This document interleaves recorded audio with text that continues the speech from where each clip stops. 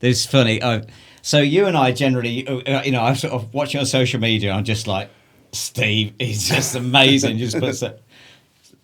I just took this clip. So Kier Starmer has flown to the EU today and had to fly back to sort out the shit he's created by signing up to a terrorist fan club, culminating in the death of people in the synagogue. Jewish for the uninitiated. This excuse for a human being is definitely not all the same page as his toothless Rottweiler millipede, who surely would not be happy with all this CO2, which numbnuts seems to have to produce in his quest to become the world's greatest statesman. What a complete waste of good oxygen our prime prick really is. Get him gone, ASAP, FFF.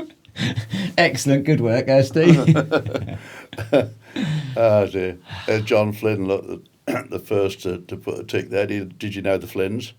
Yes, yeah, I know John. Yeah, I've had some good conversations Pat with was John. Really player he was, Pat Flynn. Yeah, But yeah, I worked with John at Gwynny's in the 90s. Right. Yeah, he's good. It's just a good, straight-speaking fella. He's smashing, right? I think, isn't he? Doesn't he say that he wasn't he trying to become not an MP, but I think he joined Reform, but I think he was some kind of involvement with the Reform, his local Reform probably club or something. Could be, but I mean, I know he'd probably trying to get involved in politics. I don't know, but I mean, he's a big mate of Ian King as well, who was the ex-British or world Formula 2 stock car champion. Okay. He's from Boston as well. He was a hell of a driver, he was. In fact, when I was start marshal in the 70s, when he first started racing at 17 years old, he came in, and where the drivers were sort of braking, going into the corner if they needed to, this, that, and not him. He'd come down, he'd just flick it off balance and then in, and the slide would kill whatever speed he wanted, and he was back on it. And I said to him after the first meeting, I said, you're going to be world champion. I said, I've never seen anybody drive a stock car on Shell like that, and that is the way to drive them. And sure enough, he became world champion. Really? Yeah. Yeah. And he's a big mate of John Flynn. Mm. Yeah, it's a bit of a funny time at the moment in the UK because it's, this podcast obviously it's about motor racing primarily, but it's also about the characters. And when you said to me, well, I'm not really sure you've had a lot of race winners and, rally drivers and stuff. And I was like, it's all about the character. To me, it's about the characters. It's about the like how vibrant people are and the stories they've got to tell and, what I suppose the path that they've walked in life to get them to the place they are. And it always amazes me that people in motor racing come from all sorts of different walks of life. Yeah. And you get, like, politically, I'd say actually, generally, actually, we're probably, most motor racing people tend to be right of centre. Got to blow my nose bone. You're all right, mate, no worries. But tend to be slightly right of centre, I would say, although, as... So that side of my head's still inflated. But yeah, I mean, where do you think we're at the moment in the country? I don't know. We're not in a good place. I remember the last time this bunch of prats handed the keys over and said there's no money left in the safe or whatever. What was that, 2010? Mm-hmm. And the same thing's going to happen again, but it's going to happen quicker. Mm-hmm. It just can't go on. What the answer is, I don't know. The Tories have had so much infighting. I think Johnson, Bojo, like him or loathe him, I think he was dealt a bloody horrible hand with COVID coming in so soon after he took the premiership on. Mm-hmm. And then they couldn't really agree amongst themselves who wanted to be boss man and this, that and other. That was a shocking number of different leaders, wasn't it? I mean, so you had Theresa May, Boris Johnson, what's his name? Rishi Sunak. Yeah, shitty Runsack. Yeah. He was a fairly local MP up at Richmond. What was the other one? The girls from Leeds as well. Oh, the 28-day Prime Minister. Yeah, like Liz Truss. Yeah. I don't know. Take transport ministers, and I wish somebody would. When I was a kid, the guy who did away with the railways, the railways to smaller towns and stuff like that, Beecham, somebody Beecham, He was a tosser, and I've never ever known any government in my lifetime to have a transport minister that knows fuck all about the job, if you'll excuse the phrase.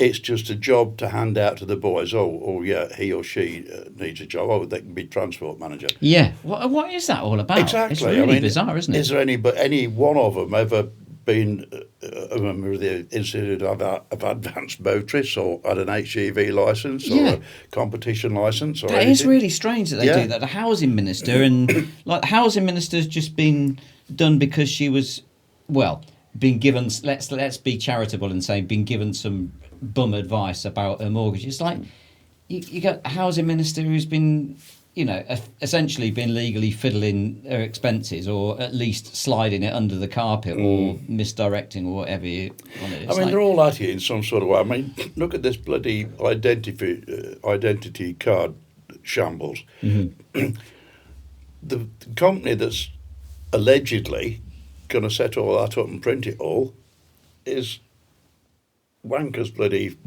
son. Blair's old boy. Son, yeah. It's all money for the boys. They've all got the snouts in the trophy. You couldn't make this shit up, could you? No.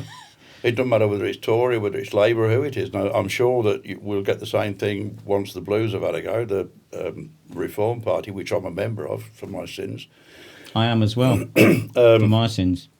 I was chuffed to bits when Farage managed to get us out of the EU, because I still think it was wrong.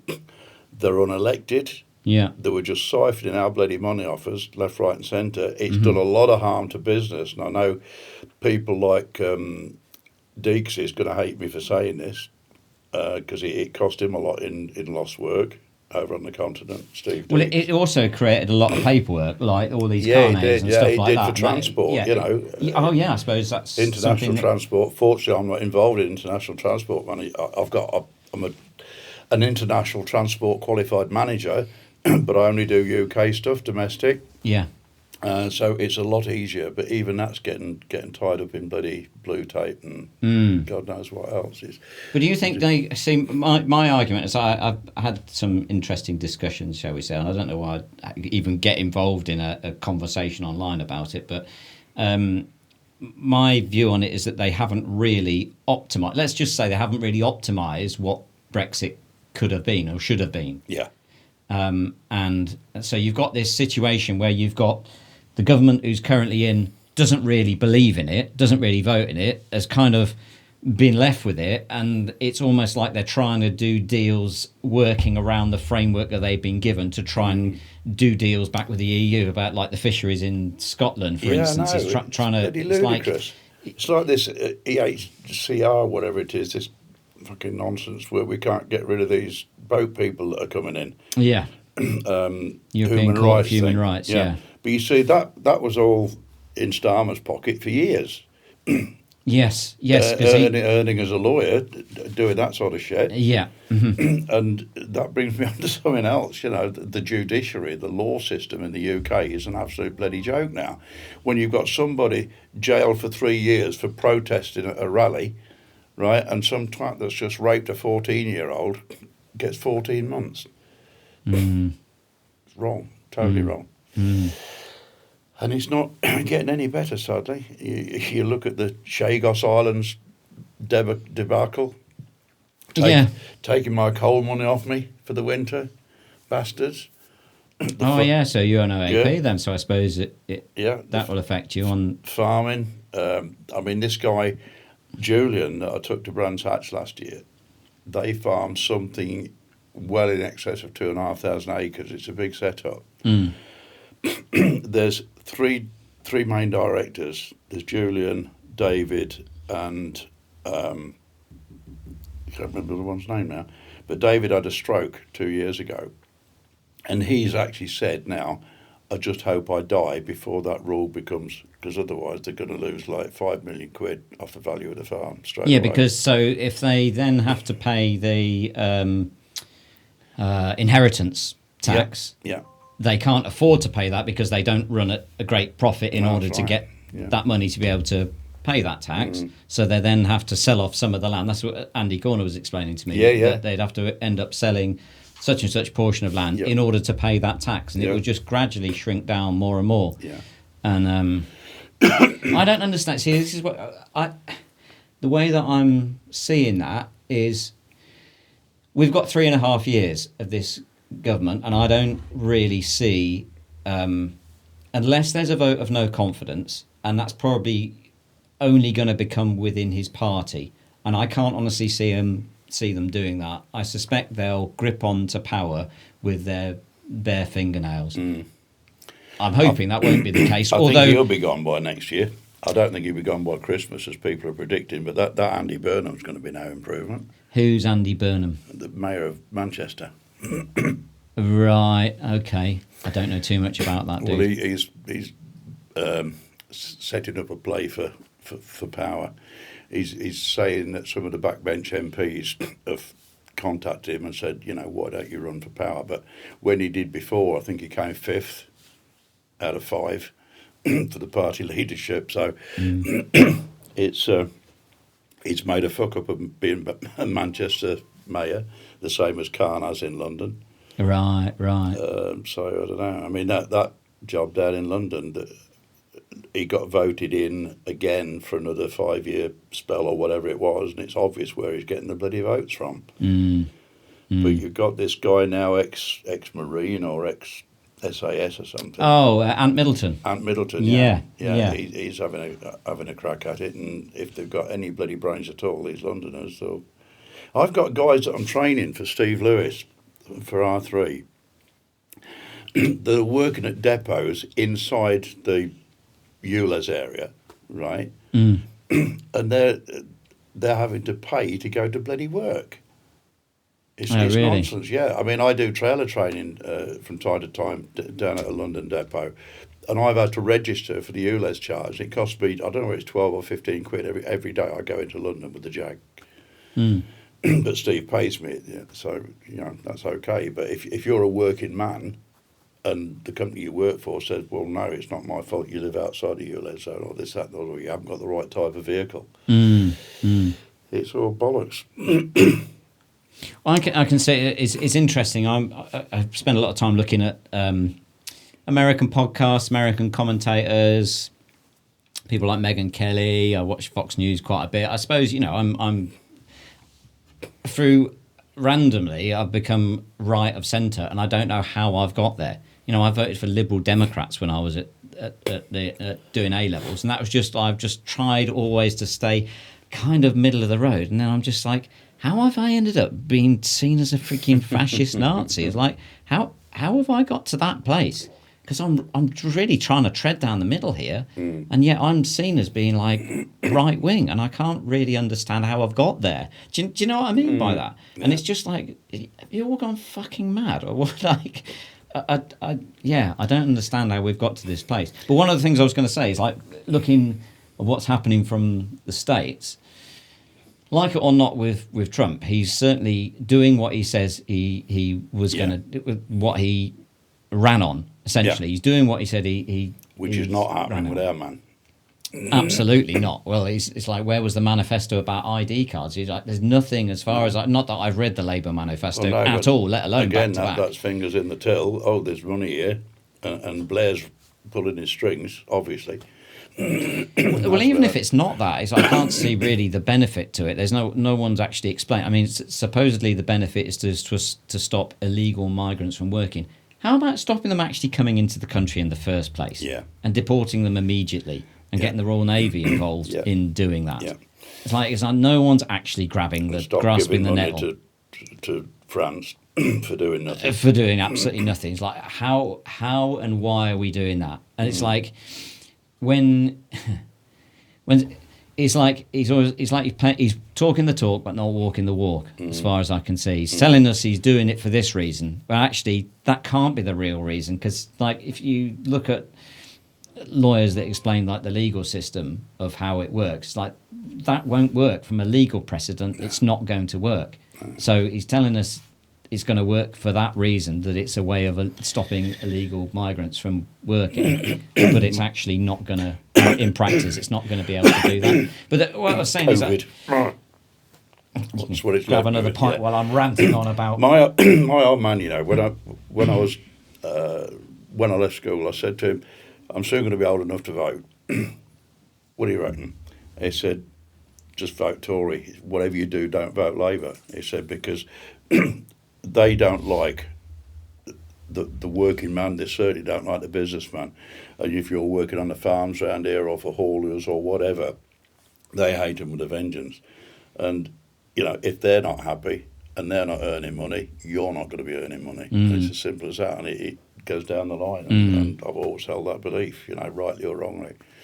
Been a bit blinkered about it, probably. But whenever this shower of shit's got in, my life's taken a fucking downward turn. Yeah. Yeah. It really has. So, you know, I was an apprentice mechanic when I first left school. They got in, bosh, that was it. They had to get rid of the apprentice because they couldn't afford to pay the extra, whatever it was they were having to pay. That's when I went into the Merchant Navy. It's essentially the challenge that socialism doesn't know how to build things. They go into it meaning to do well. Yeah. It actually doesn't know how to construct things. This is where, for me, the age of the career politician is coming to an end. If you look at what's actually happening in the States, the people that are actually doing most of the work are people that have created businesses themselves. As I say, like him or lump him, Trump, he was a billionaire before he took on that presidency. Whether you agree with how much money he's got and whether he's got it in the right way or what his moral standing is or whether you think he's a fascist or a Nazi, on paper, if you look on Wikipedia, he's still worth something like 3-point-something billion quid. Yeah. Now, he's obviously, he might be going into it for egotistical reasons. He might be going into it because he just wants to be king of the world. He wants everyone to worship him. He might be all of those things. But nevertheless, I don't think he's going on into it to make himself a load of money. I don't think he really needs any more money. But he does know how to create. He does know how to run a business. Might not run it as well as anyone else could run it, but he still nevertheless has run a business. So he's approaching running America like it's a business. Yeah. And that's essentially where I think, I mean, again, someone like Farage, okay, he's not run a multi-million pound conglomerate, but he's still nevertheless run a business and run it successfully as far as I can understand. And that's where the people that have just go into being a politician for being a politician to get paid for it, they're the ones that are more likely to be taking backhanders because they was like, well, okay, they're earning 50 grand a year or 100 grand a year if you're prime minister or something. And it's like, if you're earning that, but you've got an opportunity to be able to take that and do like after dinner speaking and all the rest of that, like Theresa May is it? It's like you get only like 100 grand for after dinner speaking or something ridiculous. Yeah, she's another waste of space, she was. Maybe not as much as that, but you know what I'm saying? It's like, but doesn't seem right to you me. go back in the history of Labour during my working life, in the 70s, the miners' strike, that cost me bloody fortunes. It really did, because I was in the haulage industry at the time. It affected work, this, that and the other. And the hypocrisy of it. There were so many miners doing other jobs and this, that and the other. Then we got to the haulage strike in the 80s, I think it was, late 70s, early 80s. I was working for Parker's again at that time, that green ERF. And we were buggered up because we weren't supposed to go. And the shop steward had gone to park my car up first morning of the strike. I walked into the up the path and into the yard. Morning, brother. I said, I'm not your fucking brother, twat. He said, you can't go in. I said, well, you ain't fucking big enough to stop me. And I just walked straight past him. Walked into the clock office, the transport office, and picked my card out, ka-ching, and then, oh, who's that? And it was the boss's son. He said, you can't clock on, mate. I said, mate, I didn't call for a fucking strike. I've come to work. You know, I've got a child that needs looking after and a wife who works as well. And he said, you can't do it, mate. He said, they'll just blacklist us, blackball us, this, that and other. But that same shop steward, right, and his fucking mate, who was with, one of them was with the United Road Transport, and another one was with whatever, two different unions at the time. They were both delivering sugar beet with tractors and trailers for local farmers and whatnot. They were working while we were out picketing. We were actually at Go-to-Bed's Transport at West Pinchbeck. One night, it would be about 1 o'clock in the morning. 3 of us sat in the car outside his yard when there's a tap on the window. So my mate wound the driver's window down, and these 2 fucking barrels came through the window. He said, right, either fuck off or you've got to get both barrels. I'm just not bothered. And that's how it got the owners. So we didn't stay any longer. Wow. Oh, God. But we're doing picket duty at Machin's Transport at Holwich, and we were not only chopping their pallets up and putting them in this 50-gallon brazier drum thing to keep ourselves warm, we were actually stealing diesel out the lorries to get it lit and keep it going. Yeah, brilliant. Amazing, yeah. Funny. Oh, yeah, so I've had some rough times under this bloody bunch of clowns, which is what I call them. Yeah. The way I see it, we've got to batten down the hatches until that point, Yeah. I mean, it's like Reform are leading. And, Christ, this podcast isn't political. It's not designed to be political, but nevertheless, we should talk about shit that we talk about as on a day-to-day basis. Do you know what I mean? Like sort of things that we'll talk about. It's the sort of thing I'll talk about with John Flynn. And, it seems a crazy situation. There's so many crazy situations at the minute. I mean, you look at this bloody Israel-Gaza thing. It's a known terrorist organisation, Hamas. Mm-hmm. They sent 1,500 people into Israel to a pop concert and killed how many? That's 2 years today. Yeah. 2 years to the day today, that is. And it's like 2,000 or 3,000, I think, wasn't it? It was. Yeah. And they took all these bloody hostages, and there's still like 48 of them in captivity, and only 20 of them still alive. Yeah. So what the hell have they done? I don't know. I don't agree with children getting bombed and killed and this, that and other, but these bastards, they're hiding in amongst the civilians. Correct, yeah. That is their line of attack. Yeah, they hide RPGs under children's beds. And rightly or wrongly, if Netanyahu, or whatever he calls himself, flattened the fucking place in the first month, that would have sorted the job out. I'm sorry, but that's my view on it. That but they haven't done that. They haven't done that. They've gone and done street fighting. And it would probably sound like I'm being absolutely lunatic from saying, they're hiding RPGs under kids' beds. That is actually happening. That is actually happening. That's based on the people that have been there and have been into the houses and said, I saw it. I saw the guns under the kids' beds. I saw it. It's like, holy crap, they're like breaking every Geneva Convention that they can possibly do. And then what you see is Israel bad, Israel killing children. It's like they're trying to get to Hamas. They're doing it as diligently and as professionally as they can. And we want peace. We all want peace. There's been a peace plan that's been presented. Hopefully they'll actually get to that point. But what do you do if they're just breaking over the border and butchering whatever it is, 2,000 odd people, and then kidnapping a load of people because they made a pledge to their people. They won't, if they get kidnapped wherever they are in the world, they'll go and get them back. That is their pledge to their people. So guess what? They're doing what they said they're going to do. And it's like you can't ask more for a government as opposed to a bloody government who's not putting their people first, which is. But then you got this crazy bloody thing with Putin invading Ukraine. That's another sore point with me because that wanker's just been allowed to do it. People like Germany are still buying oil off him. Yeah. Yes, what Trump called out, and he's like, "What are you doing? You're financing the people that you're waging war against. What are you doing?"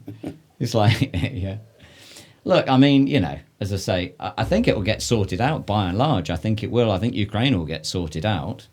He's interesting. He's actually pushing back on Russia at the moment because I think they're faffing him around. And I don't think he's one of these guys that will stand for much faffing around. He's just like, nah, that's enough of that. I think we'll go and win this war then. And it's like, you can't win a war against two nuclear powered.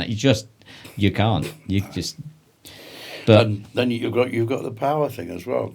We're not allowed to do North Sea oil drilling, fracking, anything like that. Yeah, what is that about? Miliband's a complete prick. He's a multimillionaire. He's in charge of net zero, isn't he? Yeah, and he's got his fingers in so much going on there, wind farms and solar farms, and we've got a massive. I get that. Look, I from a personal point of view, I get I get electric cars. I get them. I get that, they're cheap to run, they're efficient, and okay, they don't have the range that a petrol car has. And I should say, hold my hand up, I own a petrol car. I've just bought a recent, petrol car. But I see the benefit of both. I see the benefit of hybrid. For me, the way that it should work is all the mandates should be taken away. And if they're a good enough product, they'll stand on their own 2 feet, which is what's just happened in the States. He's basically saying, right, we're not going to support you with government subsidy. Yes, we want to clean up the environment, but it's the way that the Chinese are actually doing it. They're actually moving more toward, they've obviously got their coal-fire stations that are powering a lot of the electricity. But nevertheless, they have more mandates towards newer energy vehicles. Now, these newer energy vehicles could be a combination of hybrid. So rather than saying must go electric, must go electric, must go electric, they're going electric and hybrid, or more efficient petrol engines, which I kind of get. Sorry, you were going to say about a wind farm. I think you were going to say something about a wind farm. No, we've got a solar farm being talked about. Well, it's gone beyond the talked about stage now, and it's going to be absolutely bloody huge, and it's only going to be like a quarter of a mile from us. And I'm on the parish council, and we're negotiating with a company that's sort of going to erect this or put this solar farm in, as to what benefits each parish is going to get from putting up with this fucking nonsense, because it's going to cover so much bloody farmland. And areas where deer and wild animals are roaming about, because we've got little thickets and mini forests. And is it going to disrupt? Is it going to disrupt that? Everything? Yeah. But they're now saying, can we finance something in your village that that would be of benefit to everybody? Right. Everybody's saying no. We'd rather have it in rebates off the electricity bill. Well, who's going to quantify that? Yeah. That's my issue with it. Yeah. How are you going to keep tabs on that? Yeah. No.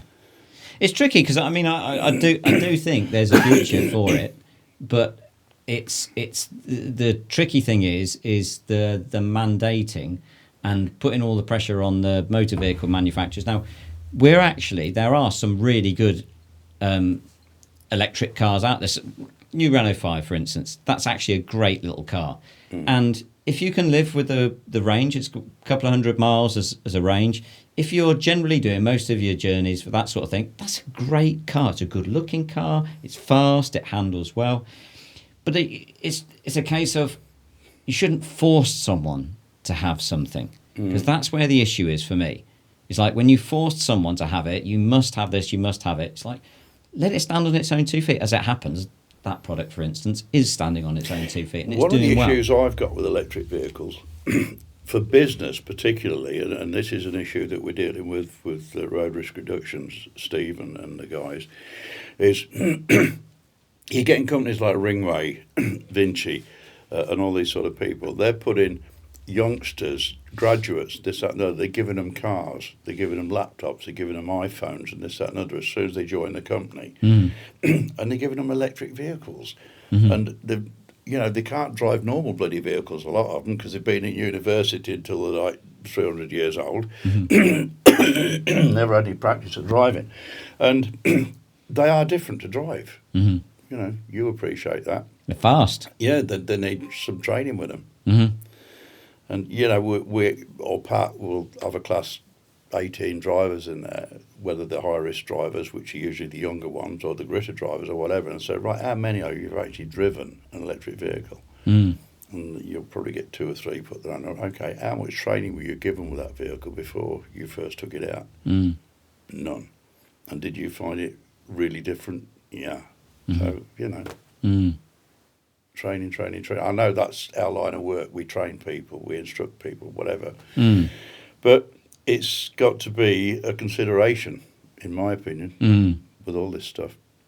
Yeah, definitely. There's a bloke in Spalding, I don't know him personally, but one of our customers at Fulney Sand and Gravel, where I'm transport manager, he came in, he said he went with this guy in this super-duper Tesla, and it's the all-singing, all-dancing one, and he said, I fucking incredible. It's like Yeah, they're 2 ballistically seconds, quick. 2.5 seconds, 0 to 60, something like that. Every electric vehicle I've been in, even the slow ones, are like ballistically quick. It's like when you get in them, you appreciate just how good they are. Actually, Yeah. It's the limiting factor is the range, but do you know, to give you a little bit of an idea of where the infrastructure's gone. I just happen to know this because I've done quite a lot of electric vehicle training, but the number of rapid and ultra rapid chargers is like something like 8 times as many as there was. I don't have the exact statistics. I know there's 80,000 public chargers in the UK now.